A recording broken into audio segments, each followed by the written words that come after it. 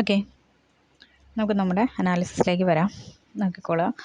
ഇന്ന് നമ്മുടെ ഇൻഡെക്സ് ഇങ്ങനെയൊക്കെ റിയാക്ട് ചെയ്തിട്ടുണ്ട്. അതിൽ നിഫ്റ്റി മാത്രം second candle ball line touch ചെയ്ത് റിജക്റ്റ് ചെയ്തിട്ടുണ്ട്. ദെൻ അത് ഹൈ ബോൾ ലൈൻ ടച്ച് ചെയ്ത് അവിടെ കൺസോൾഡേറ്റ് ചെയ്ത് നിൽപ്പുണ്ട്.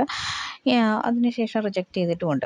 അപ്പോൾ ഇതാണ് ഒരു ഇൻഡെക്സിൻ്റെ ലെവൽ. ബാക്കി ഇൻഡെക്സുകളൊക്കെ കൺസോൾട്ടേഷൻ കാണിച്ചിട്ടുണ്ട്. അപ്പോൾ ഇതിൽ എവിടെയാണ് നമ്മൾ ട്രേഡ് എടുക്കുക എന്നുള്ള ഒരു കൺഫ്യൂഷൻ നമുക്ക് വരിക. ആകെ നിഫ്റ്റിയിൽ ഇവിടെ ഒരു ഓപ്പർച്യൂണിറ്റി നമുക്ക് ഉണ്ടായിരുന്നു, അതുപോലെ ഇവിടെ ഒരു ഓപ്പർച്യൂണിറ്റി ഉണ്ടായിരുന്നു. അത് വെച്ച് നമുക്ക് ട്രേഡ് എടുക്കാം. പിന്നെ ഇത് കൺഫേം ചെയ്യണമെങ്കിൽ നമ്മൾ എന്ത് ചെയ്യേണ്ടി വരും? നമ്മൾ സ്ട്രൈക്കിലേക്ക് തന്നെ കോൺസെൻട്രേറ്റ് ചെയ്യേണ്ടി വരും. ദെൻ നമ്മുടെ സ്ട്രൈക്ക് ലെവൽസിലേക്ക് വരാം. സ്ട്രൈക്ക് ലെവൽസ് ബാങ്ക് നിഫ്റ്റിയിൽ ഒരു മൂവ്മെൻറ്റും നമുക്ക് കാണിച്ചില്ല. ഒരേപോലെ വരുന്ന ഒരു പോയിന്റ് നമുക്കില്ലായിരുന്നു അല്ലേ. ഇവിടെയൊക്കെ ബോൾ ലൈൻ ടച്ച് ചെയ്ത് നിൽപ്പുണ്ട്. തേർഡ് ക്യാൻഡിലൊക്കെ ബോൾ ലൈൻ ടച്ച് ചെയ്ത് നിൽപ്പുണ്ട്. അപ്പോൾ നമുക്ക് തേർഡ് ക്യാൻഡിൽ ഇവിടെ ഒരെണ്ണം ബോൾ ലൈൻ ടച്ച് ചെയ്യുന്നുണ്ട്. അപ്പോൾ നമുക്ക് രണ്ടെണ്ണം ഓക്കെയാണ് അല്ലേ. അതായത് ഇതുവരെയും ഈ സ്ട്രാറ്റജി മനസ്സിലാകാത്തവർക്ക് വേണ്ടി വീണ്ടും പറയുകയാണ്. നമ്മുടെ 4 ലെവൽസും, അതായത് ബാങ്ക് നിഫ്റ്റിയുടെ ഒരു സ്ട്രൈക്കിൻ്റെ ലെവൽസാണ് നിങ്ങൾ നോക്കുന്നതെങ്കിൽ ബാങ്ക് നിഫ്റ്റിയിൽ തന്നിരിക്കുന്ന 4 ചാർട്ടുകളും ഒരേ ഡയറക്ഷൻ തരണം എന്നുള്ളതാണ് നമ്മളുടെ ബോൾ ലൈൻ സ്ട്രാറ്റജി പറയുന്നത്. അല്ലെങ്കിൽ 3 എണ്ണമെങ്കിലും കൺഫേം ചെയ്യണം.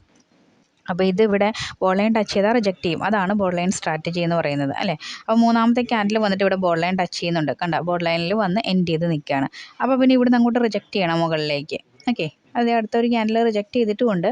ദെൻ അപ്പോൾ നമുക്ക് ഇവിടെ ഇതിപ്പം സി ആണോ പി ആണോ നോക്കാം. ഇതിപ്പോൾ പിയുടെ ക്യാൻഡിലാണ്. പി റിജക്റ്റ് ചെയ്ത് മുകളിലേക്ക് പോകുമെങ്കിൽ സി ക്യാൻഡിൽ എന്തായിരിക്കണം? റിജക്റ്റ് ചെയ്ത് താഴത്തേക്ക് പോരണമെന്നുള്ളതായിരിക്കണം. ഇത് സിയുടെ ക്യാൻഡിലാണ്. സി എന്ത് ചെയ്തു? മുകളിലത്തെ ബോൾ ലൈൻ ടച്ച് ചെയ്തിട്ടുണ്ട് അല്ലേ. താഴത്തുനിന്ന് കയറി ബോൾ ലൈൻ ടച്ച് ചെയ്തിട്ടുണ്ട്. അപ്പോൾ അവിടുന്ന് റിജക്റ്റ് ചെയ്യണം. ഈ ബോൾ ലൈൻ എന്ന് പറയുന്നത് നല്ല സപ്പോർട്ടും നല്ല റെസിസ്റ്റൻസുമാണ്. അപ്പോൾ ഇതിവിടെ ഒരു സപ്പോർട്ടായിട്ട് ആക്ട് ചെയ്യുമ്പോൾ ഇതിവിടെ റെസിസ്റ്റൻസ് ആയിട്ട് ആക്ട് ചെയ്യണം എന്നുള്ളതാണ്. അതവിടെ സംഭവിച്ചിട്ടുണ്ട്. പക്ഷേ ഇത് രണ്ടെണ്ണം മാത്രമാണ് കൺഫേം ചെയ്യുന്നത്. ഇത് അടുത്തതിലേക്ക് വരാം. അടുത്തതും കൺഫേം ചെയ്യുന്നുണ്ടോ നോക്കാം. മൂന്നാമത്തെ ക്യാൻഡിൽ ഇവിടെ ഫസ്റ്റ് ലെവലിൽ വന്നിട്ടാണ് എൻഡ് ചെയ്തേക്കുന്നത്. ഇതാണെങ്കിൽ എവിടെയാണ്? ഫസ്റ്റ് ലെവലായിട്ട് കൂട്ടാം. അവിടെ വന്നിട്ടാണ്. ദെൻ ഇവിടെ സെക്കൻഡ് ലെവലിൽ വന്നിട്ടാണ് എൻഡ് ചെയ്തേക്കുന്നത്. ഓക്കെ, പക്ഷേ അപ്പോൾ ഇത് കൺഫേംഡ് അല്ല. ആകെ 2 എണ്ണം മാത്രം കൺഫേം ചെയ്യുന്നു. ഇവിടെ 2 എണ്ണം കൺഫേം ചെയ്യുന്നെങ്കിൽ ഇവിടെയും കൂടി 2 എണ്ണം കൺഫേം ചെയ്താൽ, ഞാൻ ഇതുവരെ അതിന് കൺഫർമേഷൻ കൊടുത്തിട്ടില്ല, നമുക്ക് പിന്നെയും മുന്നോട്ട് പോകാം അല്ലേ. മൂന്നാമത്തെ ക്യാൻഡിൽ നോക്കിയേ, അതായത് നിഫ്റ്റിയുടെ മൂന്നാമത്തെ ക്യാൻഡിൽ നോക്കണം. നിഫ്റ്റിയുടെ മൂന്നാമത്തെ ക്യാൻഡിൽ ബോൾ ലൈൻ ടച്ച് ചെയ്ത് നിൽക്കണം നമ്മളുടെ പിയുടെ ക്യാൻഡിൽ. സോ പിയുടെ ക്യാൻഡിൽ ബോൾ ലൈൻ ടച്ച് ചെയ്തല്ല നിൽക്കുന്നത്, അവിടുന്ന് താഴേക്ക് മൂവ് ചെയ്തിട്ടുണ്ട്. ഓക്കെ, കണ്ടോ, മൂവ് ചെയ്തിട്ടുണ്ട്. സോ ഇതിവിടെ ആപ്റ്റ് ആയിരുന്നില്ല. നമുക്ക് സിയുടെ ക്യാൻഡിലാണ് ബോർഡ് ലൈനും ടച്ച് ചെയ്ത് കുറേ കൂടിയൊക്കെ മുകളിലേക്ക് മൂവ് ചെയ്യുകയും ചെയ്തിട്ടുണ്ട്. അപ്പോൾ ഇത് ഓക്കെ അല്ലായിരുന്നു. മൂന്നാമത്തെ ക്യാൻഡിൽ വെച്ച് ബാങ്ക് നിഫ്റ്റിയിൽ അനലൈസ് ചെയ്യാൻ പറ്റില്ല. അടുത്ത നമുക്ക് നോക്കാം. അടുത്ത ഏതെങ്കിലും പൊസിഷൻസ് ഇവിടെ ഒരേപോലെ ആക്ട് ചെയ്തിട്ടുണ്ടോ നോക്കാതെ. ഇതിവിടെ ബോർഡ് ലൈന് താഴെ സസ്റ്റെയിൻ ചെയ്യുന്നുണ്ട്. 1 2 3 4 5 6 7 8 9 10 11 അതുപോലെ 12 ക്യാൻഡിലൊക്കെ ബോർഡ് ലൈനിൽ താഴെ നിൽക്കുന്നുണ്ട്. അതായത് നല്ല രീതിയിൽ കൺസോൾട്ടേറ്റ് ചെയ്ത് കഴിഞ്ഞാൽ ഇടിയും, താഴത്തേക്ക് ഇടിഞ്ഞു പോകാം. അപ്പോൾ ഇത് ബോർഡ് ലൈനിന് മുകളിൽ നിൽക്കണം. അപ്പോൾ 1 2 3 4 5 6 7 8 9 10 11 12th ക്യാൻഡിൽ എന്നൊക്കെ പറയുന്നത് ഇതും ബോർഡ് ലൈന് താഴെ തന്നെയാണ് നിൽക്കുന്നത്. അത് നമുക്ക് കൺഫേംഡ് അല്ല. ഒരെണ്ണം ബോർഡ് ലൈൻ താഴെയാണെങ്കിൽ ഒരെണ്ണം ബോർഡ് ലൈന് മുകളിലായിരിക്കണം. ഓപ്പോസിറ്റ് സിയും പിയും ഓപ്പോസിറ്റ് ആയിട്ട് റിയാക്ട് ചെയ്യണം. അങ്ങനെയല്ല ചെയ്തിരിക്കുന്നത്. സോ ഇതൊന്നും കൺഫേംഡ് ആയിട്ട് നമുക്ക് ബാങ്ക് നിഫ്റ്റിയിൽ കിട്ടുന്നുണ്ടായിരുന്നില്ല.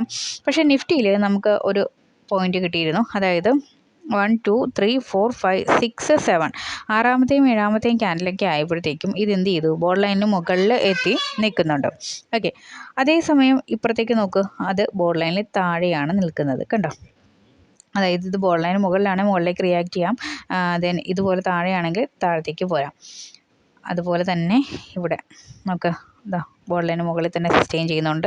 2 സിയും ബോർഡ് ലൈന് മുകളിലാണ്, അതുപോലെ 2 പിയും ബോർഡ് ലൈന് താഴെയാണ്. ഇതൊരെണ്ണം ഫസ്റ്റ് ലെവലിലേക്ക് വന്ന് എൻഡ് ചെയ്തിരിക്കുന്നുവെങ്കിലും ബോർഡ് ലൈനിൽ നിന്ന് റിജക്റ്റ് ചെയ്തിരിക്കുന്നു. എങ്കിൽ ഇതിന് ഒരെണ്ണം കൂട്ടിയില്ലെങ്കിൽ പോലും ബാക്കി 3 എണ്ണം കൺഫേംഡ് ആണ്. അത് ബോർഡ് ലൈന് മുകളിൽ സസ്റ്റെയിൻ ചെയ്ത് നിൽക്കുകയാണ്. ഓക്കെ, അപ്പോൾ നമുക്ക് അതിൻ്റെ കൺഫർമേഷൻ കൊടുക്കാം. ഓക്കെ, അങ്ങനെയാണ് അവിടെ ഒരു സി പൊസിഷൻ വരുന്നു എന്നുള്ളത് ഞാൻ ഇൻഫോം ചെയ്തത്. സി പൊസിഷൻ വരുന്നു. അപ്പോൾ ആ സി പൊസിഷൻ ഈ ഒറ്റ ക്യാൻഡിലിൽ തന്നെ നമുക്കൊരു 25% റിട്ടേൺ തന്നിട്ടുണ്ട്. എക്സിറ്റ് ചെയ്യാനും ഞാൻ പറഞ്ഞിരുന്നു, കാരണം ഇത് ബോർഡ് ലൈനിലേക്ക് വരുമായിരുന്നു. ഓക്കെ, അത് നമ്മൾ എക്സിറ്റ് ചെയ്യണം. കാരണം ഇപ്പുറത്ത് ബാങ്ക് നിഫ്റ്റിയും ഒക്കെ ആ ഒരു സമയത്ത് നമുക്കൊരു റിസ്ക് പൊസിഷനിലേക്ക് വന്നിട്ടുണ്ട്. കണ്ടോ ഈ ഒരു ടൈം ഈ ക്യാൻഡിലൊക്കെ ഫോം ചെയ്യുന്ന സമയമാണത്. അവിടെയൊക്കെ ബാങ്ക് നിഫ്റ്റിയിൽ കറക്റ്റായിട്ട് അത് റിജക്റ്റ് ചെയ്തിട്ടുണ്ട്. പക്ഷേ നിഫ്റ്റി വീണ്ടും 1-2 ക്യാൻഡിൽസ് കൂടി മൂവ് ചെയ്തായിരുന്നു, മുകളിലേക്ക് മൂവ് ചെയ്തിട്ടുണ്ടായിരുന്നു. നിഫ്റ്റിയൊക്കെ ഹോൾഡ് ചെയ്താൽ നല്ല പ്രോഫിറ്റ് കിട്ടുമെങ്കിൽ നമ്മളുടെ റിസ്ക് കുറയ്ക്കാൻ വേണ്ടി 25% ഒക്കെ എടുത്ത് ഇറങ്ങാം. ഇതുപോലെ ബോൾ ലൈൻ ടച്ച് ചെയ്ത് ഒരുപോലെ ബോൾ ലൈൻ ടച്ച് ചെയ്യുന്ന പൊസിഷൻ വരുമ്പോൾ 100% റിട്ടേൺ ഒക്കെ നമുക്ക് കിട്ടാറുണ്ട് കേട്ടോ. അങ്ങനെയൊക്കെ കിട്ടിയിട്ടുണ്ട് ഇന്ന്. അപ്പോൾ ഒരേപോലെ വന്നിട്ടുണ്ടെങ്കിൽ അത് നമുക്ക് അപ്രൂവൽ കൊടുക്കാമെന്നുള്ളതാണ്.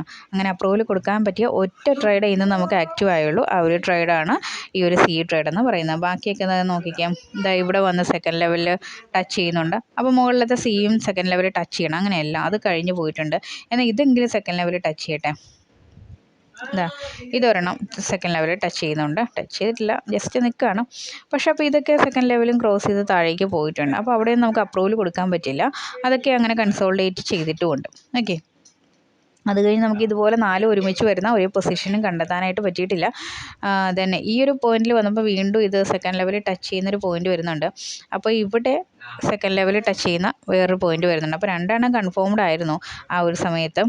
പക്ഷേ ഇവിടെ അതുപോലെ സെക്കൻഡ് ലെവൽ ടച്ച് ചെയ്ത ഒരു സിറ്റുവേഷൻ നമുക്ക് വന്നില്ല. അതുകൊണ്ട് തന്നെ നമുക്ക് എന്ത് ചെയ്യാൻ പറ്റില്ലായിരുന്നു, അതിന് കൺഫർമേഷൻ കൊടുക്കാനായിട്ട് പറ്റാതെ പോയത്.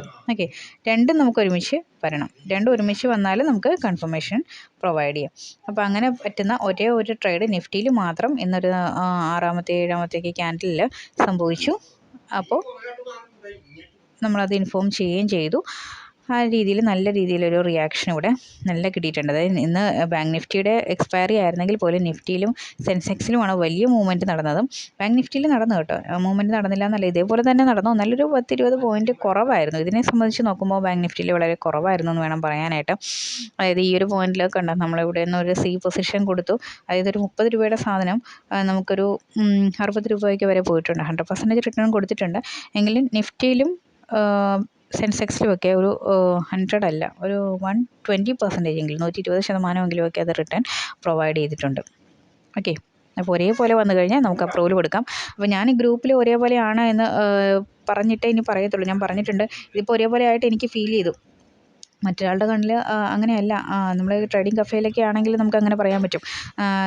അങ്ങനെയല്ല, ഒരെണ്ണം തെറ്റി നിൽക്കുകയാണ്, അല്ലെങ്കിൽ 4 ഓക്കെ അല്ല, 3 ഓക്കെ അല്ല എന്നൊക്കെ നമുക്ക് പറയാം. അത് ഒരുമിച്ചിരുന്ന് ചെയ്യുമ്പോഴേക്കും നമുക്ക് അങ്ങനെ പറയാൻ പറ്റുള്ളൂ. അപ്പോൾ ഞാനൊരു കൺഫർമേഷൻ പറയുമ്പോൾ അത് 3 ബോർഡ് ലൈനിൽ വന്നിട്ടുണ്ടെന്ന് പറയുമ്പോൾ നിങ്ങളും അത് ബോർഡ് ലൈനിലാണോ എന്ന് നോക്കിയിട്ട് വേണം ആ ഒരു ട്രേഡ് എടുക്കാൻ. കാരണം നമ്മൾ ആരും മെഷീൻസ് അല്ല, റോബോട്ടുകളല്ല.